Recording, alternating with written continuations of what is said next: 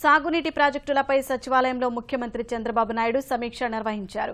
పోలవరం సహా రాష్ట్రంలోని ప్రధాన సాగునీటి ప్రాజెక్టుల పురోగతిపై సమీక్ష చేశారు.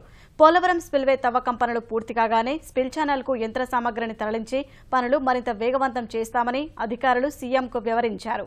2 ఏళ్లలో పూర్తి చేయాలన్న లక్ష్యంతో పనులపై ప్రత్యేకంగా దృష్టి పెట్టాలన్న ముఖ్యమంత్రి నిర్మాణ సంస్థలతో ఎప్పటికప్పుడు సమావేశమై సమన్వయంతో పనిచేయాలని స్పష్టం చేశారు.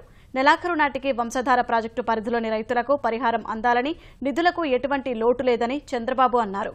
వంశధార నాగావళి అనుసంధాన ప్రతిపాదనలు త్వరితగతిన సిద్ధం చేయాలన్నారు. ఇక 340 కోట్లతో నిర్మించ తలపెట్టిన కాళంగి రిజర్వాయర్కు టెండర్లు పిలవాలని అధికారులకు సూచించారు. సాగునీటి ప్రాజెక్టులకు నిధుల కొరత తలెత్తకుండా వాటర్ రిసోర్స్ కార్పొరేషన్ ఏర్పాటు చేయాలని నిర్ణయించారు. నదులతో పాటు చెరువులు, చెక్ డ్యాంలను అనుసంధానించాలన్న సీఎం వచ్చే 2 సీజన్లలో చిన్న మధ్యతరహా పెండింగ్ ప్రాజెక్టులన్నీ పూర్తి చేయాలని ఆదేశించారు. చిత్తూరు, అనంతపురం జిల్లాల తాగునీటి అవసరాల కోసం జీడిపల్లి, గొల్లపల్లి తదితర ప్రాజెక్టులలో 6 టీఎంసీలను వినియోగించాలని నిర్దేశించారు.